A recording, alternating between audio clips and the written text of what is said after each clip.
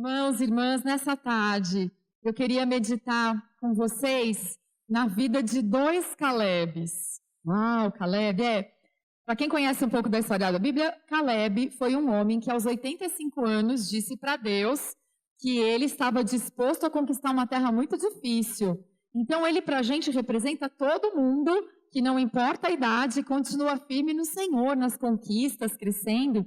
E você é um conquistador no Senhor, amém? Você é uma pessoa que tem vitória em Cristo. Você é mais que vencedor. Então, o Caleb é isso, sinônimo de quem já viveu bastante, abençoado por Deus e permanece em Deus, querendo mais dele. E nessa semana, quando eu pensava e pedindo a Deus a palavra para a rede Caleb, ele me fez lembrar de dois Calebes, que nem eram parentes, mas estavam no mesmo lugar. E a história deles é contada meio juntinha. E essas histórias vão nos inspirar nessa tarde. Porque todo mundo que vem para a presença de Deus, para o templo do Senhor, para a casa do Senhor, se torna uma pessoa abençoada e abençoadora. E essas duas pessoas, a história delas está registrada lá no livro de Lucas, capítulo 2. Lucas 2.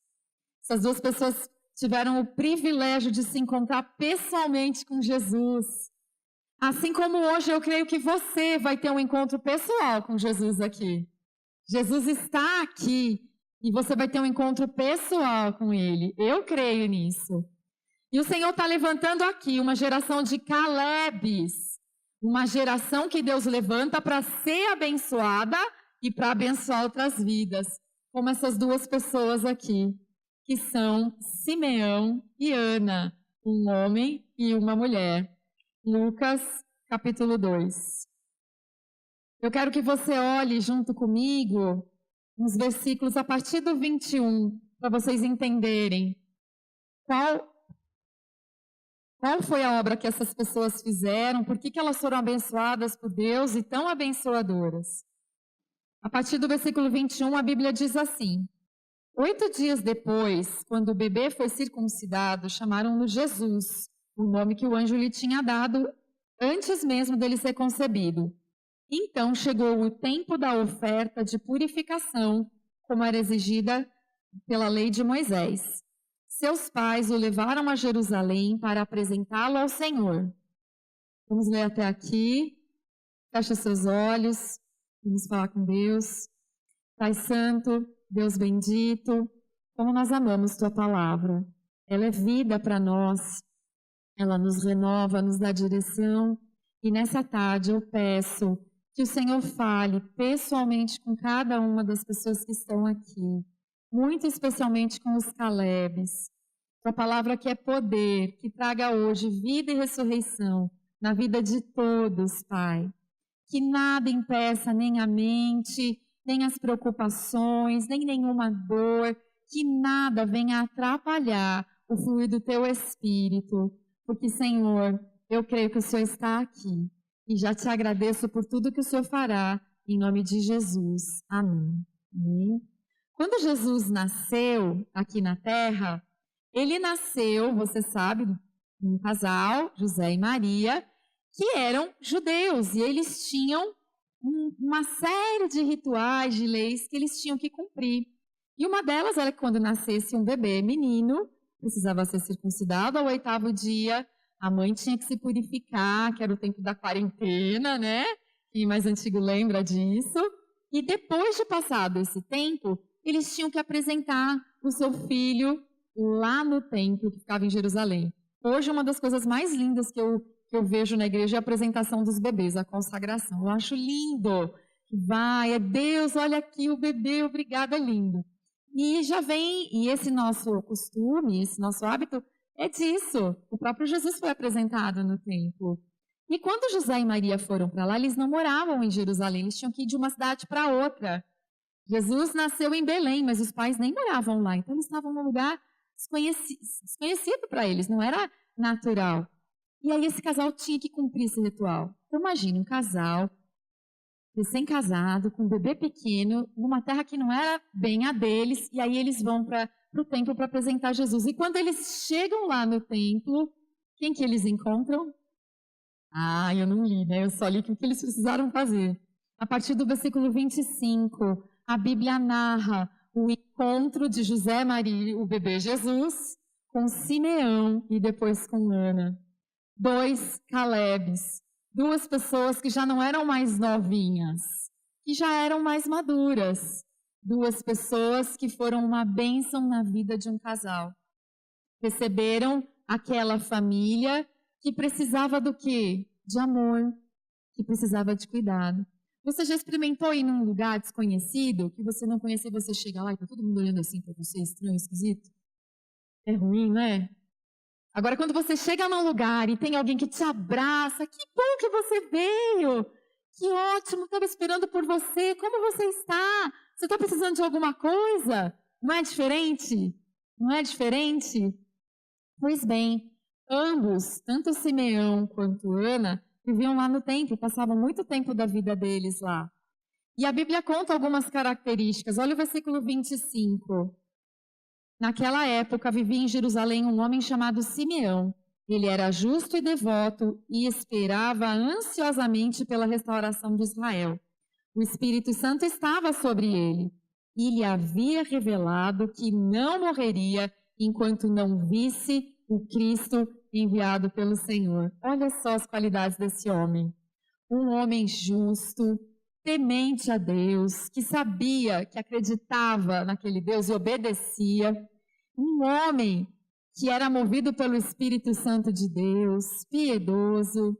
E aí olha só as características da Ana. Vai lá no versículo 36. A profetisa Ana, filha de Fanuel, da tribo de Azer, também estava no templo. Era muito idosa e havia perdido o marido depois de 7 anos de casados. E vivido como viúva até os 84 anos. Nunca deixava o templo, adorando a Deus dia e noite, em jejum e oração. Olha só essa mulher. Não saía do templo, adorava o Senhor, falava com ele, jejuava. Gente muito, muito, muito especial. Gente muito necessária. E olha que interessante, não eram jovenzinhos. Eram pessoas que já eram mais maduras, mais vividas. E que bênção para uma igreja quando existe uma geração de pessoas com essas características, não importa a idade. Um jovem também pode ter essas qualidades. E a gente quer que os jovens sejam assim. Mas, além disso, eram pessoas sensíveis às necessidades dos outros. Quem já viveu mais, já teve mais experiência, sabe o que é bom e o que não é verdade? Sabe o que é ser bem tratado e o que não é ser tão bem tratado assim. Então, são mais sensíveis e têm mais condição de receber bem. E olha que honra, a Bíblia não registra se mais alguém encontrou, viu Jesus quando ele foi a primeira vez no templo.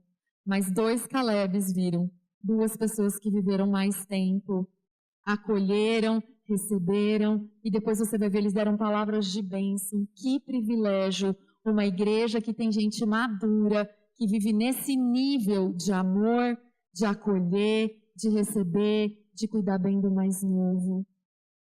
Nós estivemos em Manaus há uma semana atrás, e uma das coisas que me chamou a atenção é porque é uma igreja muito grande, tem pelo menos 3 portas para entrar no templo, fora as 2 laterais. E todas as portas, quem estava lá de introdutor para receber as pessoas? Calebes. Só pessoas com mais ou menos uns 55. Não tinha gente comendo, no mínimo. E gente de cabelinho branco. E era lindo de ver. Eles tinham os uniformezinhos, sapatos e um sorriso no rosto. E se você parasse para abraçar, eles abraçavam e cumprimentavam. E onde é o banheiro? É aqui, uma paciência, um amor, um carinho, um zelo, que isso é particular de quem já viveu bastante. Porque quem já viveu bastante quer ser amado. Sabe como é importante ser amado, então é mais fácil amar. Eu creio isso, que quem já viveu bastante sabe o que vale a pena. E aí para de perder tempo com o que não vale a pena, não é? Então um Caleb, ele pode ser abençoador como? Acolhendo aqueles que precisam. Eu amo abraçar Caleb. E eu sei que que as pessoas que já têm mais tempo de vida gostam disso também.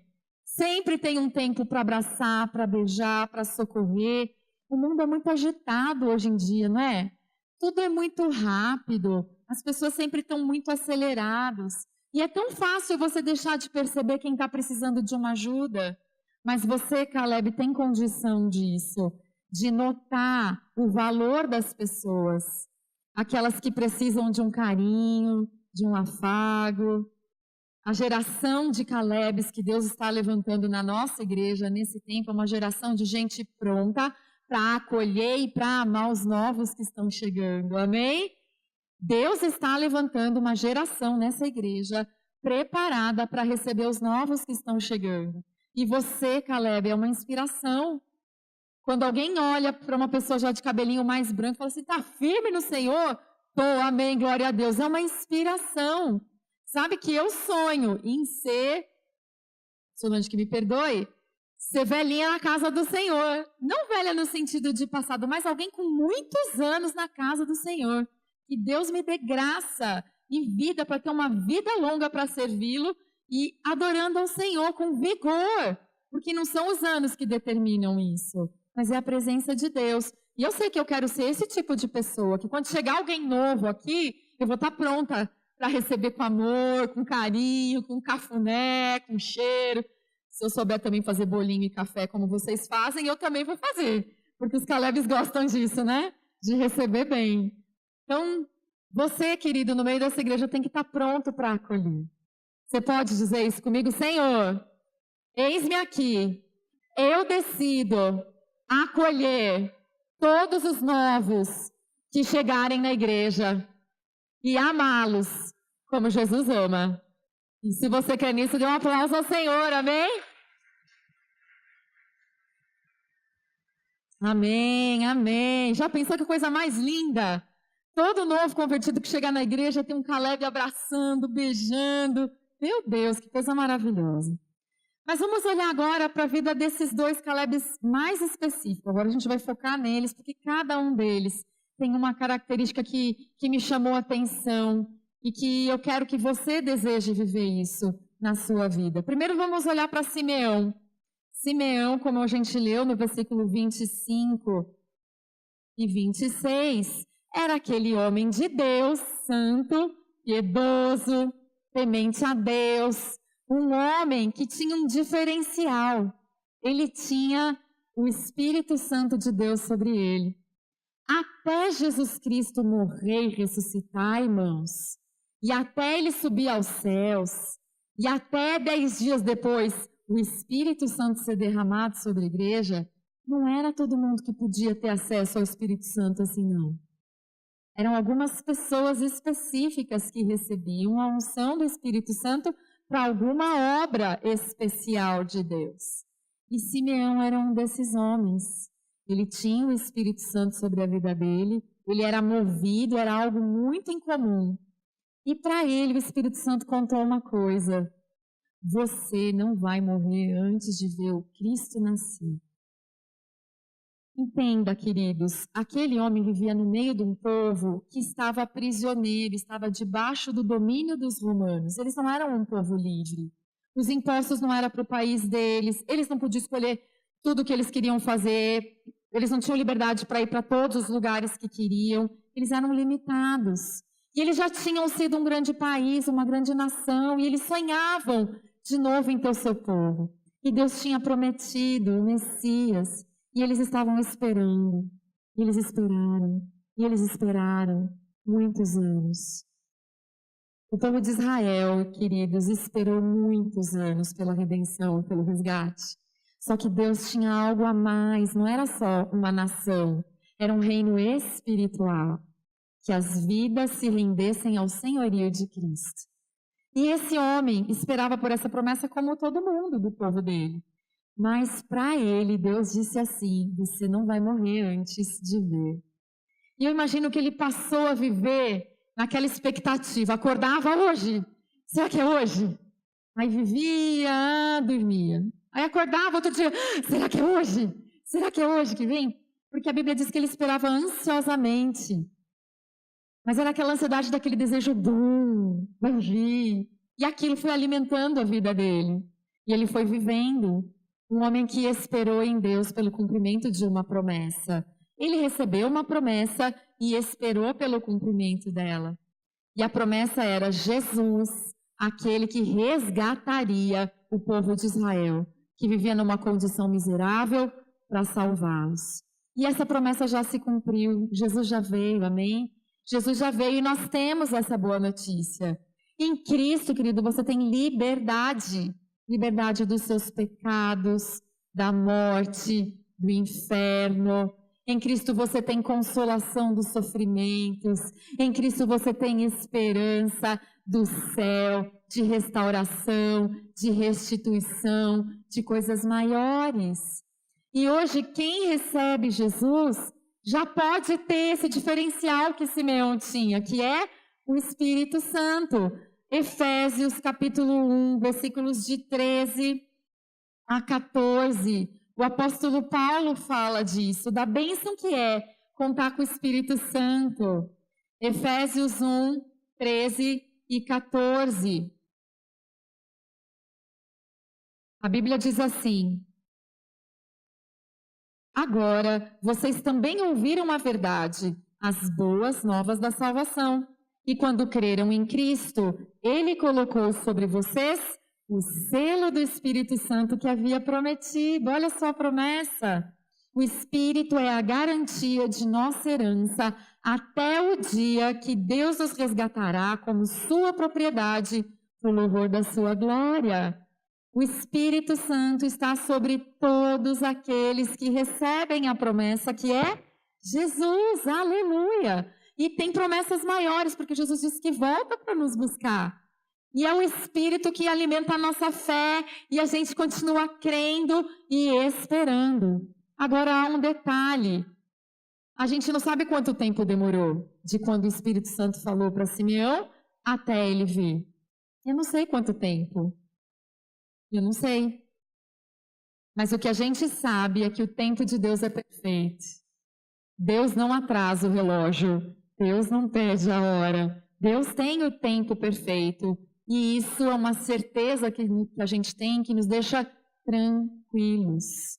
Tranquilos. Como é que você fica quando você espera por algo que você pede para Deus e Ele ainda não te deu? Você fica tranquila? Você descansa? Simeão esperava ansiosamente, desejando ardentemente. Mas tem gente que, infelizmente, escolhe esperar como? Duvidando, reclamando, murmurando, não é? Eu achei muito interessante que a palavra Simeão, o nome Simeão significa ele ouviu. A gente conversou sobre ouvir agora há pouco, né, Fátima? Simeão significa ele ouviu, um ouvinte. E ele ouviu o Espírito Santo dizer para ele que ele veria o Cristo. E com essa certeza ele descansou. E a maneira como nós esperamos em Deus mostra que tipo de crente nós somos. Você tem esperado tranquilamente pelo cumprimento das promessas de Deus na sua vida? Não blasfeme, não reclame, não murmure. Troque as suas preocupações por orações. Troque. Transforme as suas reclamações em clamores. Ao invés de reclamar, vamos clamar. Olha só, é só tirar o re do começo da palavra. Ao invés de reclamar, clamar.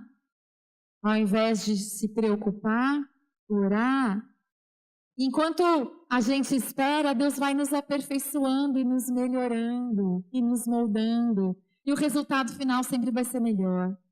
Simeão representa todas as pessoas que esperam pelo cumprimento da promessa de Deus, mas esperam descansando em Deus. Será que você tem tido preocupações que estão tirando a sua paz? Será que você tem tido preocupações que têm deixado você agitado, mal, com dor de estômago? Pois o Senhor hoje está aqui e dizendo, espere em mim, creia, ouça a minha voz. Eu estou cuidando, eu não atraso, eu tenho o tempo perfeito, amém? Levante sua mão para o céu e diga assim, Senhor, eu espero em Ti, eu creio tuas promessas vão se cumprir. Amém? E Simeão viu se cumprir essas promessas, amém? Mas eu queria destacar agora Ana. Eu me apaixonei por Ana, irmãos, quando eu li essa história. Eu me apaixonei por ela, porque essa mulher é muito de Deus. Não sei se você percebeu quando a gente leu, que ela era viúva de muito tempo. E ser viúva naquela época não era fácil. Ela deve ter ficado viúva, irmãs, com 20 e poucos anos. No máximo, acho que 25 anos, 27 anos. E ela estava com 84 anos. Se ela não tivesse tido filhos, ela não ia ter quem a sustentasse. E ela teria todos os motivos para ser uma mulher amarga, desprezada, sofrida, necessitada. Mas ela escolheu fazer o quê? Eu vou para a casa de Deus. E ela foi para o templo. Você viu? Você leu? Todo o tempo ela estava na casa de Deus. E a gente acredita que ela, inclusive, trabalhava lá. Cuidava das coisas do templo. Quem sabe até não tinha um quartinho para ela lá, para ela morar lá. Porque naquela época algumas pessoas moravam no templo. E ela era tão dedicada, irmãos, tão dedicada, que ela orava, que ela jejuava, ela tinha serviço, louvor, adoração, ela dedicou a vida dela à casa do Senhor. E sabe que essas pessoas que dedicam a vida delas ao serviço de Deus, elas são surpreendidas pelo extraordinário de Deus, pelo sobrenatural de Deus. Viver aqui dentro, irmãos, é uma bênção. Dedicar a sua vida, passar durante a semana aqui, vir para o centro de oração, vir para o culto na presença, que é quarta-feira à tarde. Às vezes, para vir para uma vigília, você vai precisar de uma carona, mas poder vir para cá é uma bênção. Pedir para trabalhar, pedir para fazer alguma coisa que é uma bênção viver aqui dentro. E quanto mais você fica na casa de Deus, mais chances você tem de ver o sobrenatural dele aqui. E é bênção. E essa mulher foi assim. Ana também sabia da promessa de que viria o Messias. O Espírito Santo não tinha contado para ela como tinha contado para o Simeão. Mas ela sabia da lei, das profecias, e ela também aguardava por isso. Pois ela nunca deixava o templo. Mas houve um momento onde ela deve ter saído, porque a Bíblia diz que ela chegou no templo na hora que Jesus chegou trazido por Maria e José. E quando ela viu aquela cena, ela louvou a Deus. E a partir daí, ela não parou de falar para as pessoas: esse menino é a redenção de Israel. Esse menino é enviado de Deus, o Messias.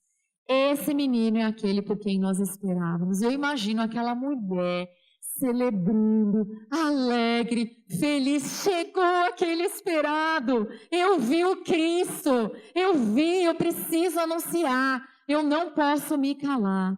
Diante dessa cena, essa mulher disse: eu não posso morrer agora. Eu não posso morrer agora, eu tenho muita coisa para fazer. E aí ela saiu anunciando para todos os que esperavam. Ela não queria mais morrer, porque ela tinha dedicado a vida a cuidar da casa do pai daquele menino, que era a casa de Deus. E aquele menino era o próprio Filho de Deus. E ela viu aquele cumprimento e aquilo deu mais vigor para que ela continuasse querendo trabalhar para o Senhor, mas agora anunciando que a salvação chegou. E eu achei lindo isso, lindo, lindo, lindo, lindo, muito especial. Irmãs, a gente, como eu falei, teve o privilégio de ir lá até Manaus e o Senhor nos surpreendeu com várias coisas. E uma delas foi ter conhecido a Amada da Torre, a irmã Amada da Torre. Eu nem me lembro do nome dela, mas era uma senhora de 69 anos. Lá no MIR, eles têm um prédio que é uma torre de oração, são 15 andares. E logo na entrada dessa torre, tem uma portariazinha e sempre tem alguém que fica ali. E a gente deixou as bolsas, era uma senhora muito alegre, muito feliz, muito cheia de vigor, de vida. E a gente subiu, oramos, e depois de um tempo descemos, e aí fomos pegar a bolsa e começamos a conversar com ela. E ela se apresentou como Amada da Torre. E aí ela contou o testemunho dela. Eu cheguei aqui há 26 anos atrás, viúva, sofrida, analfabeta, tão amarga. mas o Senhor me transformou. Hoje eu sou intercessora. Eu tenho 22 mulheres. A padaria aqui do lado do Mir era uma padaria que o homem, o dono, dizia assim: aqui nunca vai entrar crente, nunca vai ter palavra de Deus. E tem uma célula lá. Eu falei: ora por mim. Eu abracei aquela mulher e beijei. Falei: é isso. Ela não sabia nem ler. Mas quando ela encontrou Jesus, que era o bem mais precioso da vida dela, aquilo transformou tanto a vida dela que ela se tornou uma discípula. E foi fazer o quê? Discípulos. A visão de Deus tomou aquela mulher. Uma mulher que também ninguém ia dar nada. Viúva, não sabia nem ler nem escrever, mas ela se dedicou e estava lá. E eu pude dizer para aquela irmã: eu tenho certeza que a senhora já orou por mim aqui. Porque de lá eles oram abençoando as igrejas que estão debaixo, né, da cobertura do apóstolo René. Então eu tenho certeza que ela já orou por mim e por você. Ela já orou por mim e por você. Que privilégio, que honra, que alegria. E contagiando a cada 3 palavras que ela falava de Jesus. Do que Jesus fez na vida dela. Irmã, eu tenho Vina, mas eu nem gravei o nome dela. Eu gravei Amada da Torre. Porque realmente é o amor de Jesus que tomou aquela mulher. E aquela mulher passou a amar as vidas. E dedicou a vida dela a isso. Assim como Ana. Sabe, irmã, Simeão, quando viu Jesus, eu não li isso para vocês, mas ele diz assim: Senhor, agora pode me levar em paz. Eu já vi aquilo que o Senhor tinha para me mostrar.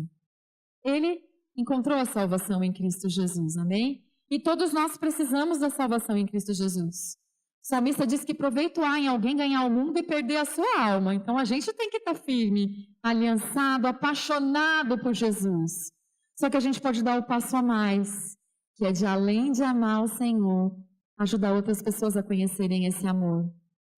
E eu creio que Deus tem levantado nessa igreja uma geração de pessoas que, seja de cabelo branco ou cabelo pintado, vai estar sendo discípulo, fazendo discípulo, amando tanto ao Senhor que vai amar outras vidas, que não vai parar diante de obstáculos e coisas que o mundo olha como se fossem barreiras. Não são barreiras, porque Jesus faz você saltar e pular isso, enfrentar. E Jesus pode usar você aonde quer que você estiver. Você não tem que se preocupar com quantos anos vai viver, mas sim como você vai viver. E você pode decidir viver para Jesus. E dedicar a sua vida para anunciar aquele menino que nasceu lá em Belém.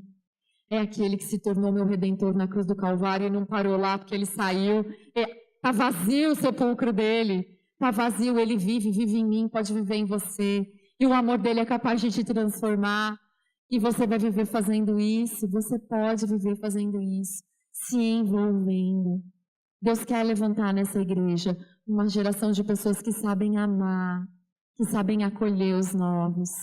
Uma geração de pessoas que sabem esperar em Deus, sem preocupação, confiando. Mas também uma geração que arregaça as mangas e diz: Senhor, eis-me aqui.